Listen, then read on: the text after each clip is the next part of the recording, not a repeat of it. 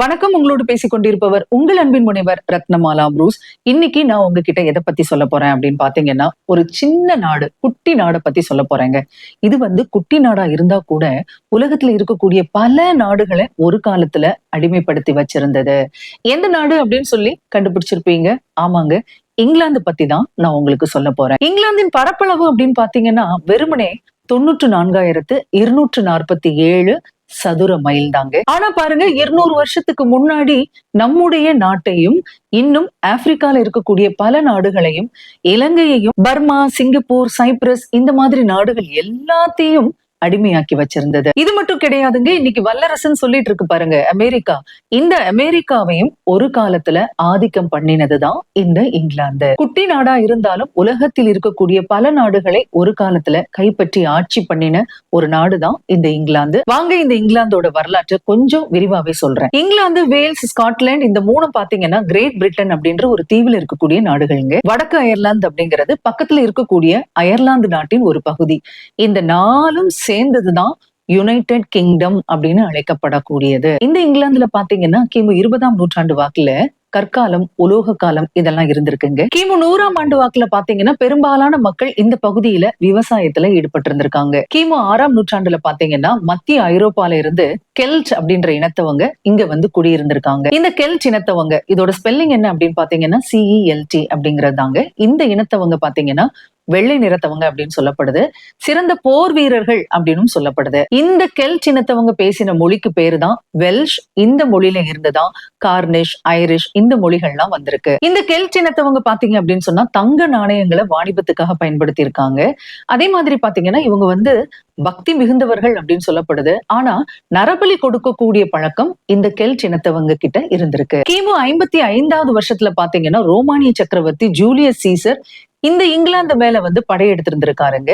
அவருக்கும் இங்கே இருந்த இங்கிலாந்து பழங்குடியினருக்கும் சரியான மோதல் நடந்திருக்கு, சரியான சண்டை நடந்திருக்கு. அவர் பாத்தீங்கன்னா கிட்டத்தட்ட 60 போர் கப்பல்ல இங்க இறங்கி இருந்தாராம். கடைசியில பாத்தீங்கன்னா ஜூலியஸ் சீசர் தான் ஜெயிச்சிருந்திருக்காரு. இதனால என்ன இருக்கு அப்படின்னு பாத்தீங்கன்னா இங்கிலாந்துல ரோமானியர்களின் முகாம்கள் அமைக்கப்பட்டிருந்திருக்கு. இருந்தாலும் கடல் சீற்றம் பயங்கரமா இருந்ததுனால ஜூலியஸ் சீசருடைய போர் கப்பல்கள் நிறைய சேதமடைஞ்சிருந்திருக்கு.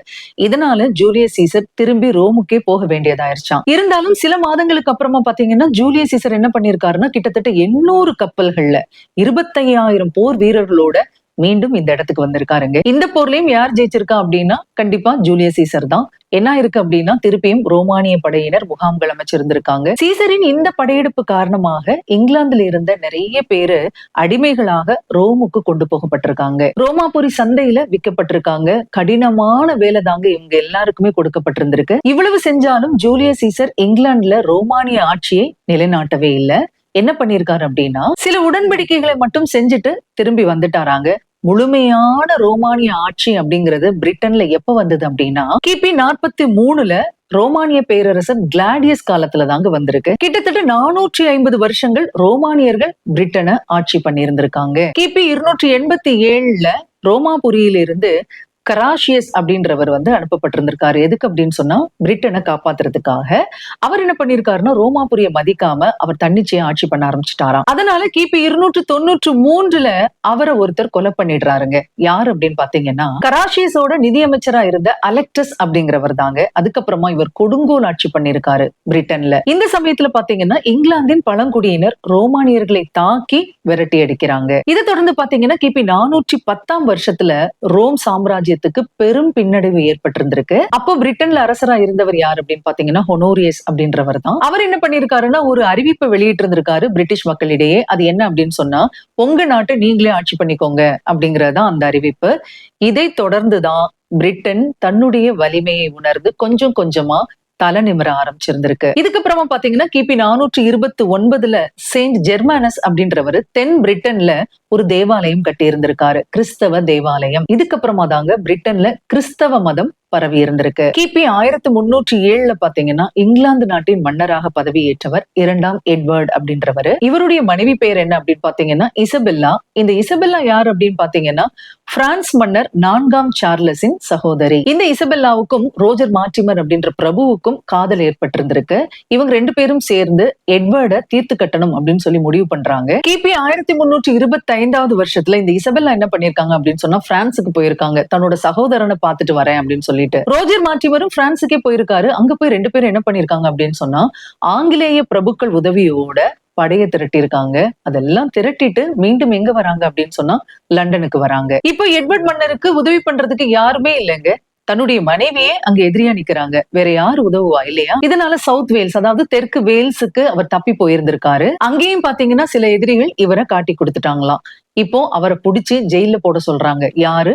இசபெல்லா. அத்தோட அவங்க நிறுத்தலைங்க. அவங்களுடைய காதலனான மார்டிமர் கூட சேர்ந்து எட்வர்ட கொலை பண்ணிடணும் அப்படின்னு சொல்லி ஆணையிட்டு இருந்திருக்காங்க. சிறையில் இருந்த எட்வர்டை கொலை செய்யுங்கள் அப்படின்னு சொல்லி ஆணை பிறப்பிச்சிருந்திருக்காங்க. அவங்க ஆணைப்படி கிபி 1327 எட்வர்ட் கொலை செய்யப்படுறாரு. இதுக்கப்புறமா பாத்தீங்கன்னா இங்கிலாந்துக்கும் பிரான்சுக்கும் இடையிலேயே போர் நடக்குது. வரலாற்றுல நூற்றாண்டு போர் அப்படின்னு சொல்லுவாங்க இந்த போரை. கிபி 1337 வருஷத்துல இருந்து 1453 வருஷம் வரைக்கும் இந்த போர் நடந்திருக்குங்க. கிட்டத்தட்ட 116 வருஷம் நடந்திருக்கு இந்த போர். அதனாலதான் நூற்றாண்டு போர் அப்படின்னு சொல்லி இந்த போருக்கு பேரு 100 இயர்ஸ் வார் அப்படின்னு சொல்றாங்க ஹிஸ்டரியில. இந்த காலகட்டத்துல இங்கிலாந்தை ஆண்ட மன்னர்கள் யாரு அப்படின்னு பாத்தீங்கன்னா 3ஆம் எட்வர்ட், 2ஆம் ரிச்சர்ட், 4ஆம் ஹென்றி, 5ஆம் ஹென்றி, 6ஆம் ஹென்றி இவங்கெல்லாம் தான் ஆட்சி பண்ணிருக்காங்க. பிரான்ஸ் நாட்டிலையும் பாத்தீங்கன்னா கிட்டத்தட்ட 5 மன்னர்கள் ஆட்சி புரிஞ்சிருக்காங்க இந்த காலகட்டத்துல. இந்த நூற்றாண்டு போர்ல பாத்தீங்கன்னா பிரான்ஸ் தாங்க ஜெயிச்சிருந்திருக்கு. அது மட்டும் இல்ல, அவங்க எல்லைக்குட்பட்ட பகுதிகள்ல எல்லாத்துல இருந்துமே ஆங்கிலேயர்களை அவங்க விரட்டி அடிச்சிருக்காங்க. இந்த நூற்றாண்டு போருக்கு முன்னாடி வரைக்கும் பாத்தீங்கன்னா இங்கிலாந்து மன்னர்கள் எல்லாருமே பிரெஞ்சுல தான் பேசியிருக்காங்க, பிரெஞ்சுல தான் எழுதியிருக்காங்க. அரசு நடவடிக்கைகள் கூட பிரெஞ்சு மொழியில தான் இருந்திருக்கு. பிரான்ஸ் நாட்டோடு ஏற்பட்ட இந்த பகை காரணமா மன்னர்களுக்கும் சரி மக்களுக்கும் சரி பிரெஞ்சு மொழி மேல வெறுப்பு வந்திருக்கு. சும்மா வாங்க 100 வருஷம் போருங்க. இந்த போரால அவங்களுக்கு அந்த மொழி மேல வெறுப்பு வந்திருக்கு. இதுக்கப்புறமா தான் ஆங்கிலேய ஆட்சியாளர்களும் சரி மக்களும் சரி ஆங்கிலத்தில் பேச ஆரம்பிச்சிருந்திருக்காங்க. அதுக்கப்புறமா எழுத ஆரம்பிச்சிருக்காங்க. நூல்கள் எல்லாம் வர ஆரம்பிச்சிருந்திருக்கு. இங்கிலாந்துல இப்படிதாங்க ஆங்கிலம் வளர்ச்சி அடைஞ்சிருந்திருக்கு. பிரான்ஸ் நாட்டின் மீதும் மொழியின் மீதும் ஏற்பட்ட கோபமும் வெறுப்பும் தான் ஆங்கிலம் இங்கிலாந்தில் வர காரணம். இதுக்கப்புறமா பாத்தீங்கன்னா உலகின் பல நாடுகளை தாக்கிய பிளேக் நோய் இங்கிலாந்துக்கு வந்திருக்கு. குறிப்பா சொல்ல போனா மத்திய ஆசியாவையும் ஐரோப்பாவின் பல நாடுகளையும் இந்த நோய் தாக்கி இருந்திருக்கு. இதுல இங்கிலாந்தும் தப்பிக்கவே இல்லைங்க. கிபி 1348-49 வாக்குல பாத்தீங்கன்னா இங்கிலாந்தே இந்த பிளேக் நோய் கடுமையா தாக்கி இருந்திருக்கு. பல லட்சம் மக்கள் இறந்து போயிருந்திருக்காங்க. கிட்டத்தட்ட இங்கிலாந்து மக்கள் தொகையில் 40% பேர் இறந்து போயிட்டதா தகவல் இருக்குங்க. 1348 வருஷத்துல இருந்த மக்கள் தொகையை மீண்டும் இங்கிலாந்து அடைவதற்கு 100 வருஷங்கள் ஆனது அப்படின்னு சொல்றாங்க வரலாற்று ஆய்வாளர்கள். விவசாயிகள் இந்த நோய்க்கு பலியானதுனால விவசாயம் நடைபெறல. எல்லா நிலமும் தரிசு நிலமா போயிருந்திருக்கு. உற்பத்தி பெரிதும் பாதிக்கப்பட்டிருந்திருக்கு. அடுத்ததான் நம்ம பார்க்க போறது இங்கிலாந்து வரலாற்றிலேயே மிக முக்கியமான ஒரு தருணம். இங்க அரசியை கொன்ற அரசி. யார் கொல்லப்பட்ட அரசி, யார் கொன்ற அரசி அப்படிங்கறத நான் சொல்றேன். இங்கிலாந்தை ஆண்ட பெண்கள்லயே மிக முக்கியமானவங்க யார் அப்படின்னு பாத்தீங்கன்னா 1ஆம் எலிசபெத். லண்டன்ல கிபி 1533 வருஷம் செப்டம்பர் மாதம் 7ஆம் தேதி பிறந்தவங்க தான் 1ஆம் எலிசபெத். 8ஆம் ஹென்ரிக்கும் ஆனி போலினுக்கும் பிறந்தவங்க தான் இந்த எலிசபெத். ரொம்ப அழகானவங்க இந்த எலிசபெத். அது மட்டும் இல்லைங்க, அறிவும் ஆற்றலும் நிறையவே இருந்திருக்கு இந்த 1ஆம் எலிசபெத்துக்கு. பல மொழிகள் இவங்களுக்கு தெரியுமாங்க. கிபி 1558 வருஷம் ஜனவரி மாதம் 15ஆம் தேதி இங்கிலாந்தின் மகாராணி ஆயிருந்திருக்காங்க இந்த 1ஆம் எலிசபெத். ராணி ஆகும்போது இவங்களுக்கு வயசு என்ன தெரியுங்களா? வெறும் 26. எவ்வளவு லக்கியான பர்சன் அப்படின்னு பாத்துக்கோங்க. 26 வயசுல இங்கிலாந்து நாட்டின் மகாராணி ஆயிட்டாங்க 1ஆம் எலிசபெத். இந்த எலிசபெத் அங்க ஆட்சி பண்ணும்போது நம்முடைய இந்தியாவை ஆட்சி பண்ணினவர் யார் அப்படின்னு பாத்தீங்கன்னா அக்பர் தாங்க ஆட்சி பண்ணியிருந்திருக்காரு. தலை சிறந்த ஆங்கில நாடக ஆசிரியர் ஷேக்ஸ்பியர் வாழ்ந்த காலமும் இவங்க காலம் தான். இந்த 1ஆம் எலிசபெத் ஆட்சி காலத்துல பாத்தீங்கன்னா இங்கிலாந்து பல துறைகள்லயும் வளர்ச்சி அடைஞ்சிருந்திருக்கு. இவங்க குடும்பத்தை பத்தி ஏதாவது சொல்லலாம் அப்படின்னு பாத்தீங்கன்னா இவங்க திருமணம் பண்ணிக்கவே இல்லைங்க கடைசி வரைக்கும். கன்னி அரசியாவே இருந்திருக்காங்க. வரலாறு அப்படிதான் சொல்லுது இவங்கள. பாராளுமன்றம் எத்தனையோ தடவை திருமணம் பண்ணிக்கோங்க அப்படின்னு சொன்ன பிறகும் நான் திருமணம் செஞ்சுக்கவே மாட்டேன், கன்னியாகவே வாழ்வேன், கன்னியாகவே சாவேன் அப்படின்னு சொல்லிட்டு அறிவிப்பும் பண்ணி அதன்படியே வாழ்ந்து காட்டியிருக்காங்க முதலாம் எலிசபெத். பல மன்னர்களும் பல இளவரசர்களும் இவங்களை கல்யாணம் பண்ணணும் ரொம்ப விரும்பி இருந்திருக்காங்க. ஆன பின்பும் இவங்க அதெல்லாம் ஏத்துக்காம கடைசி வரைக்கும் கன்னியாகவே வாழ்ந்ததுனாலதான் வரலாறு என்ன சொல்லுது அப்படின்னு சொன்னா கன்னி அரசி அப்படின்னு சொல்லுது இவங்கள. இந்த காலகட்டத்துல பாத்தீங்கன்னா ஸ்காட்லாந்து தனி நாடா இருந்திருக்கு. அந்த நாட்டை ஆட்சி பண்ணின 5ஆம் ஜேம்ஸ் போர்ல கொல்லப்பட்டதன் காரணமா அவருடைய மகளான மேரி அங்க ராணி ஆகிறாங்க. 5ஆம் ஜேம்ஸ் எப்ப கொல்லப்பட்டார் அப்படின்னு சொன்னா 1542 வருஷத்துல. அப்போ மேரி பிறந்து வெறும் 7 நாள் தான் ஆயிருந்திருக்கு.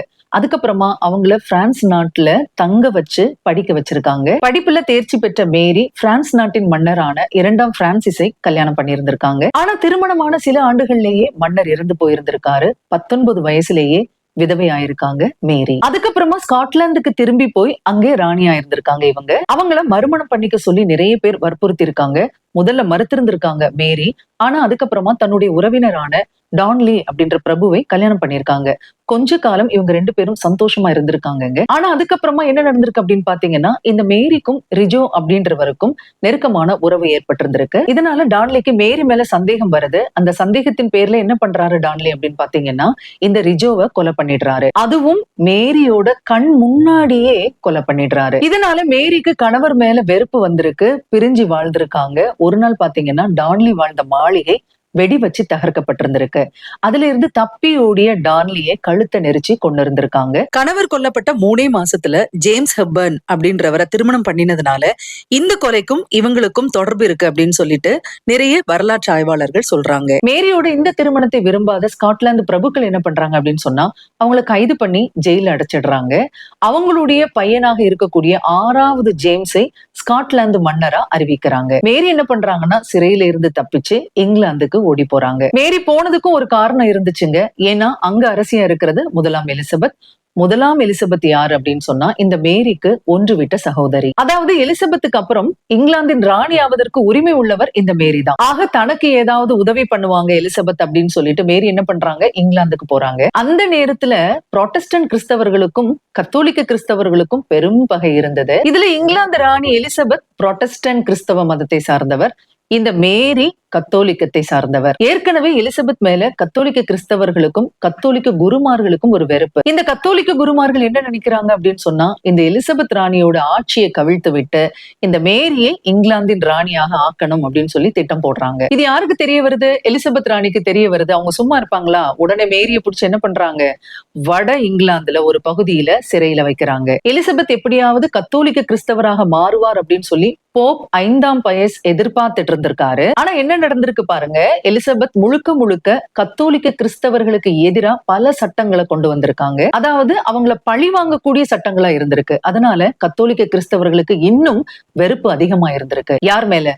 எலிசபெத் மேல. அப்போ கடைசியில என்னதான் நினைச்சிருப்பாங்க, எப்படியாவது எலிசபெத்தை கொன்னுட்டு இந்த மேரிய இங்கிலாந்தின் ராணியை ஆக்கிடணும் அப்படின்னு சொல்லி கத்தோலிக்க கிறிஸ்தவர்கள் எல்லாரும் முடிவு பண்றாங்க. ஆனா இது எதுவுமே பலிக்கவே இல்லை. எல்லா திட்டங்களையும் முளையிலேயே கிள்ளி எறியறாங்க எலிசபெத். 200க்கும் மேற்பட்ட கத்தோலிக்க கிறிஸ்தவர்களுக்கு மரண தண்டனை விதிக்கப்பட்டிருந்திருக்குங்க. அது மட்டும் இல்ல, எலிசபெத்தை கொலை பண்ணணும்னு திட்டம் போட்டாங்கல்ல, அந்த திட்டத்துல மேரிக்கும் பங்கு இருக்கு அப்படின்னு சொல்லி எலிசபெத்துக்கு தெரிய வருது. ஏன்னா அது சம்பந்தமான கடிதங்கள் நிறைய அவங்க கைக்கு வருதுங்க. இதனால என்ன பண்றாங்க அப்படின்னு சொன்னா மேரிய சும்மா விடக்கூடாது அப்படின்னு சொல்லி எலிசபெத் நினைக்கிறாங்க. இப்ப அவங்க எங்க இருக்காங்க அப்படின்னு சொன்னா சிறையில இருக்காங்க. கிட்டத்தட்ட 19 வருஷங்களா சிறையில வாடி இருந்திருக்காங்க மேரி. இந்த மேரியை புடிச்சு எங்க கொண்டு வராங்க அப்படின்னு சொன்னா இங்கிலாந்து தர்பாருக்கு கொண்டு வராங்க. விசாரணை நடத்தப்பட்டு இருக்கு. கடைசியில மேரி குற்றவாளி அப்படின்னு சொல்லி அவங்களுக்கும் மரண தண்டனை அறிவிக்கப்படுது. கிபி 1587 வருஷம் பிப்ரவரி மாதம் 8ஆம் தேதி மேரிக்கு மரண தண்டனை நிறைவேற்றப்படுது. அதாவது மேரியோட தலை துண்டிக்கப்படுது. இந்த சம்பவம் நடக்கும்போது மேரிக்கு வயசு 45. ஆக இங்கிலாந்துல அரசியை கொன்ற அரசி அப்படின்ற சம்பவம் இதுதாங்க. கொலை பண்ணினவங்க இங்கிலாந்து அரசியாக இருந்த எலிசபெத், கொலை செய்யப்பட்டவங்க மேரி. இப்ப புரிஞ்சுட்டீங்களா அரசியை கொன்ற அரசி யாரு அப்படின்னு சொல்லிட்டு? சரி வாங்க அடுத்தது இங்கிலாந்துல என்னெல்லாம் நடந்துச்சு அப்படிங்கறத சொல்றேன். இங்கிலாந்து நாட்டுல பாத்தீங்கன்னா மன்னராட்சி நடைபெற்றா கூட பாராளுமன்றத்தின் ஆணைக்கு அவங்க கட்டுப்படணும் அப்படிங்கிற ஒரு விதி இருந்ததுங்க. ஆனா இத மீறி ஒரு மன்னர் நடந்துகிட்டாரு. அந்த மன்னருக்கு மரண தண்டனை விதிக்கப்பட்டது. அந்த மன்னர் யாரு அப்படின்னு பாத்தீங்கன்னா முதலாம் சார்லஸ். அவரது ஆட்சியின் போது, அதாவது கிபி 1642 வருஷத்துல என்ன பண்றாரு அப்படின்னா, பாராளுமன்றத்தின் விதிகளுக்கு உட்படாமல் தன்னிச்சையா பல சட்டங்களை இஷ்டத்துக்கு போட ஆரம்பிச்சிட்டாரு. பாராளுமன்றத்துக்கும் இந்த மன்னருக்கும் இடையே நடந்த மோதல் கடைசியில ஒரு போராக, உள்நாட்டு போராகவே மாறி இருந்திருக்குங்க. இந்த உள்நாட்டு போர் பாத்தீங்கன்னா கிட்டத்தட்ட 6 வருஷம் நடந்திருக்குங்க. இதன் விளைவா சார்லஸ் மன்னர் எங்க தப்பி ஓடி இருக்காரு அப்படின்னு சொன்னா ஸ்காட்லாந்துக்கு தப்பி ஓடி இருக்காரு.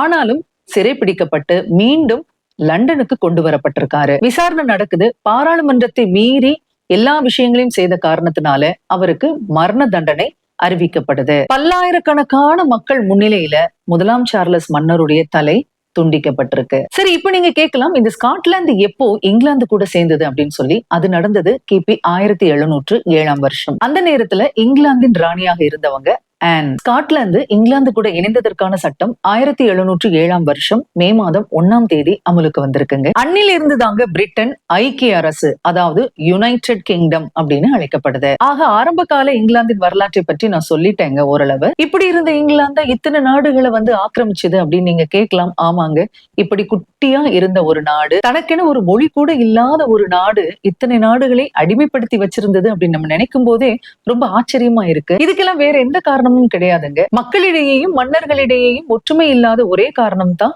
இந்த இங்கிலாந்து வெற்றிகரமா அத்தனை நாடுகளையும் தன்னுடைய அடிமை நாடுகளாக வைத்திருந்தது. சரி, விக்டோரியா ராணின்லாம் இருந்தாங்கல்ல, அவங்கள பத்தி எல்லாம் நீங்க ஒண்ணும் சொல்லலையே அப்படின்னு நீங்க கேட்கலாம். விக்டோரியா ராணி முதல் சமீபத்தில் மறைந்த எலிசபெத் வரைக்கும் நிறைய வரலாற்று குறிப்புகள் இருக்கு.